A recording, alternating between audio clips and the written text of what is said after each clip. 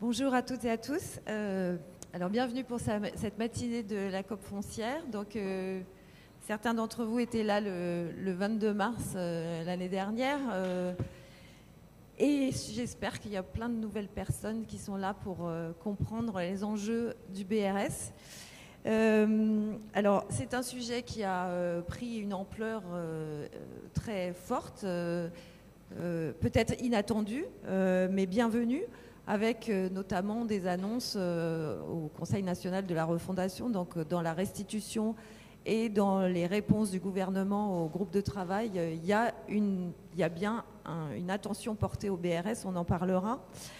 Et cette matinée, donc, sous le signe de la solidarité, donc si vous êtes solidaire, si vous êtes là, c'est que vous l'êtes, et en espérant que si vous ne l'êtes pas, vous le serez plus en ressortant d'ici.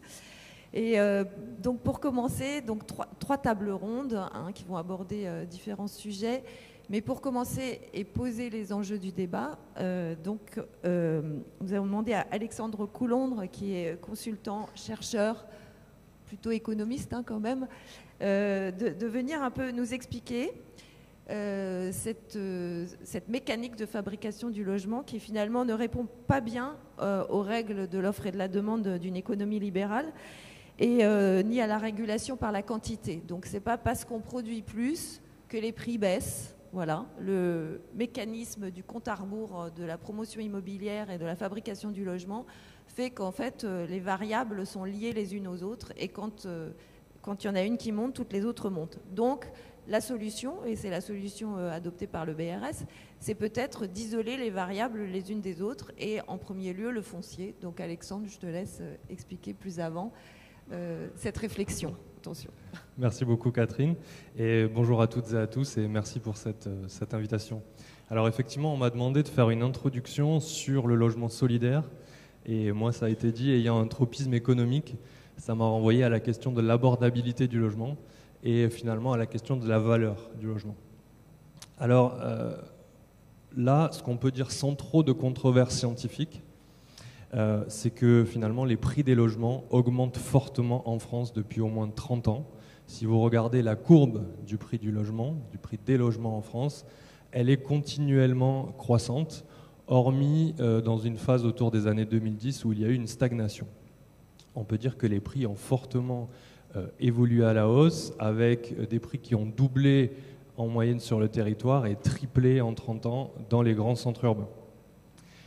Alors, si l'on consulte de l'autre côté d'autres données, les données sur les chiffres de la construction neuve, là, on verra que la courbe n'a pas du tout la même forme. Elle est beaucoup plus cyclique. Il y a des pics de production et ensuite il y a des creux de production. Le dernier pic étant en 2017 avec 430 000 logements produits. Et donc, assez intuitivement, lorsque l'on confronte ces deux courbes, on serait tenté de penser que finalement la quantité de logements produits n'a pas vraiment d'impact sur la dynamique des prix. Alors quand on a dit ça, là la controverse scientifique arrive. Certains diront que effectivement l'offre neuve n'est qu'une partie de l'offre disponible et que l'on ne produit jamais assez de logements neufs pour avoir un impact sur les prix. D'autres diront que on ne produit pas dans les bons territoires, ce qui explique qu'il n'y a pas vraiment de lien entre ces deux courbes. D'autres diront encore que l'effet de la construction supplémentaire de logements sur les prix a été compensé ces dernières années par des conditions d'accès au crédit des ménages favorables et qui ont produit de l'inflation. Bon, le débat est nourri et c'est tant mieux. Permettez-moi d'apporter une autre proposition à la liste. Et si ce modèle très abstrait d'offre et de demande qui s'ajusterait autour d'un prix d'équilibre, et si ce modèle-là n'était pas la bonne grille de lecture pour le cas de l'immobilier? Après tout, ce modèle de l'offre et de la demande a été créé par les économistes classiques pour analyser le marché des matières premières, comme le blé, et pas du tout pour le cas de l'immobilier. Or, l'immobilier est un cas très spécifique. Par exemple, en immobilier, vous n'avez pas deux biens qui sont strictement identiques. Chacun possède au moins le monopole de sa localisation. Donc à partir de là, pourquoi parle-t-on du marché du logement? Il faudrait parler des marchés des logements, et il y en a une multitude. Et lorsqu'on a dit ça, pourquoi s'attacher toujours à ce paramètre d'offre totale? Il faut qu'il y ait une offre totale toujours plus grande pour enrayer la dynamique des prix. Pourquoi faire autant confiance à cette idée du choc d'offres alors que dans les faits, il n'y a pas un marché du logement, mais il y en a une multitude? En fait, ce qui est important dans la formation des prix des logements, et ça vous le savez tous mieux que moi, surtout dans le neuf, c'est la question du bilan d'opération. Quiconque a suivi un projet de construction sait à quel point le bilan est au centre du jeu. Or, ce bilan, il se fait à l'envers. C'est le fameux compte à rebours. On va partir des prix pratiqués dans un territoire, auquel on va appliquer la surface et on va avoir une sorte de recette prévisionnelle pour un projet.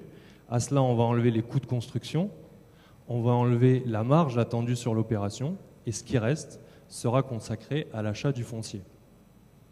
Comment les prix pourraient s'ajuster à la baisse avec un tel mode de calcul qui part des prix pour dérouler le reste du calcul? Comment les prix pourraient baisser, en tout cas à court terme, et en l'absence d'une situation de crise radicale? Alors on pourrait nous dire, la concurrence va faire baisser les prix, mais là encore, s'il n'y a pas un marché des logements, mais une multitude de marchés des logements, cette notion de concurrence, elle est tout à fait relative.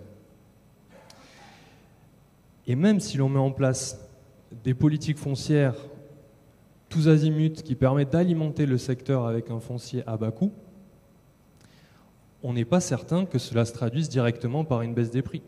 Les acteurs pourraient très bien utiliser cette baisse de coût pour alimenter la marge et avoir une plus grosse marge d'opération, ou alors pour augmenter les coûts de construction, avoir une meilleure qualité et finalement vendre plus rapidement leur production. En fait, le bilan est une équation à plusieurs variables et toutes les politiques qui jouent sur une seule de ces variables prennent le risque finalement de voir s'enclencher des mécanismes de compensation à l'intérieur de ce bilan qui vont faire que les baisses de coûts ne vont pas forcément directement se répercuter dans les prix immobiliers. Si elles visent une baisse des prix, les politiques du logement doivent donc délaisser cette grille de lecture du choc d'offres et ouvrir la boîte noire des bilans. Elles doivent jouer simultanément sur plusieurs variables du bilan pour avoir un impact sur les prix. Alors c'est précisément là, à mon sens, que le modèle du BRS et des OFS trouve toute sa pertinence. Parce que précisément, c'est un modèle qui va jouer sur plusieurs paramètres simultanément. En sortant le paramètre foncier de l'équation au profit d'une redevance, le modèle va bloquer la dynamique inflationniste des coûts des terrains. Et en même temps, le modèle va limiter la vente à des propriétaires occupants avec des conditions de ressources.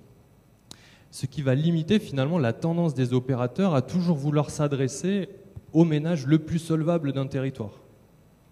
Ce qui entretient, vous l'avez compris, la dynamique des prix. Et ce qui va limiter d'un point de vue technique et comptable la propension de celui qui fait le bilan à répercuter ses coûts ailleurs que dans la baisse des prix, et notamment dans la marge. Alors, si on en croit les chiffres, il n'y a pas que sur un plan théorique que ce modèle a de la pertinence. Les acteurs de la production urbaine s'y investissent assez fortement, puisque les chiffres sont significatifs. Bien évidemment, les volumes de BRS livrés à ce jour sont relativement restreints. La note annuelle de la DHUP parle de 330 unités en 2022 en France, dont une vingtaine en Île-de-France. Mais si on fait de la prospective, les chiffres sont tout autres. L'Institut Paris Région estime par exemple dans une note récente à 2600 le nombre de logements qui pourraient être livrés dans la région francilienne en 2023. Les acteurs, eux, évoquent d'ailleurs un rythme de croisière à peu près de 2500 logements par an dans les prochaines années. Alors, dans cette phase de développement, de très fort développement, les OFS vont faire face à plusieurs enjeux. Il y en a beaucoup. On va, j'imagine, les toucher du doigt dans les tables rondes. J'en évoquerai pour ma part deux qui me viennent directement.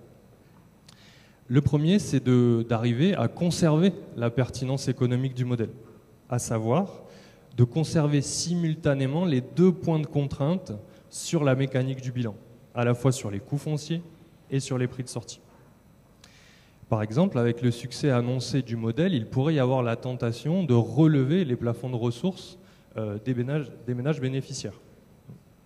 Mais ceci pourrait alors pousser le dispositif vers des politiques foncières plus classiques où on alimente le système en foncier à bas coût, mais cette baisse de coût ne se répercute pas forcément sur une baisse des prix de sortie. Cette contrainte portée sur les deux côtés du bilan est un élément central qu'il ne faudra pas perdre de vue à l'avenir, à mon sens. Alors, le deuxième enjeu, c'est l'enjeu de l'outillage statistique. Pour rester sur ce chemin de crête assez étroit, le secteur va devoir développer de la connaissance sur les marchés et sur les territoires. Alors, le premier enjeu, c'est autour de la dynamique des prix fonciers et des prix immobiliers. Bon, là, d'un point de vue technique, l'enjeu est assez maîtrisé aujourd'hui. Mais ils devront aussi, évidemment, faire un suivi plus précis des dynamiques du BRS en particulier. Et là, l'enjeu est un petit peu plus difficile, puisque aujourd'hui, il n'existe pas vraiment dans la statistique publique de données qui permettent d'approcher ce secteur du BRS. Par exemple, dans les données Citadel sur la construction et les permis de construire, le BRS n'apparaît pas. De même, dans les données DVF sur les transactions, on ne peut pas aller identifier les transactions qui portent sur le BRS. Donc c'est une absence de données qui devient problématique. Et finalement, hormis la note annuelle de la DHUP, mais qui est plus un rapport de synthèse qu'un jeu de données en tant que tel, il n'existe pas vraiment d'outils statistiques robustes à ce jour sur la question du BRS. Alors, les OFS vont devoir aussi relever un autre défi de connaissance autour de la demande résidentielle. Le modèle implique de connaître assez finement, à une échelle territoriale assez fine, les besoins des ménages, la demande résidentielle et les ressources aussi des ménages. Et là, sur ce point, la difficulté méthodologique est encore plus grande. Aujourd'hui, en France, personne n'est vraiment en mesure de s'accorder sur un diagnostic de la demande résidentielle dans les territoires. Il y a quelques jours, d'ailleurs, Jean-Claude Drian a publié sur le site de Politique du Logement un article dans lequel il a décrit toutes les controverses associées à cette question de la mesure des besoins en logement. Voilà, je vous conseille la lecture de cet article qui est en accès libre, il est très éclairant sur le sujet. Alors bien sûr, il y a des outils qui existent, et notamment l'outil Othello, qui a été développé par la DHUP et par le CEREMA récemment, et qui est censé apporter des éléments de réponse sur la question de l'évaluation des besoins en logement dans les territoires. Mais à ce jour, cet outil est réservé à certains ayants droit public et n'est pas partagé par l'ensemble des acteurs. Or, c'est un enjeu important, il me semble. D'ailleurs, je crois que le CNR Logement avait proposé d'ouvrir Othello à l'ensemble des acteurs de la production urbaine, mais cette proposition n'a, semble-t-il, pas été reprise à ce jour. D'autres expérimentations sont aussi en cours, au sein d'Idéal notamment, pour développer des approches, des outils qui permettraient de caractériser la demande locale, notamment avec des données numériques. Bref, on sent que c'est un vrai enjeu aujourd'hui de comprendre la demande résidentielle dans les territoires.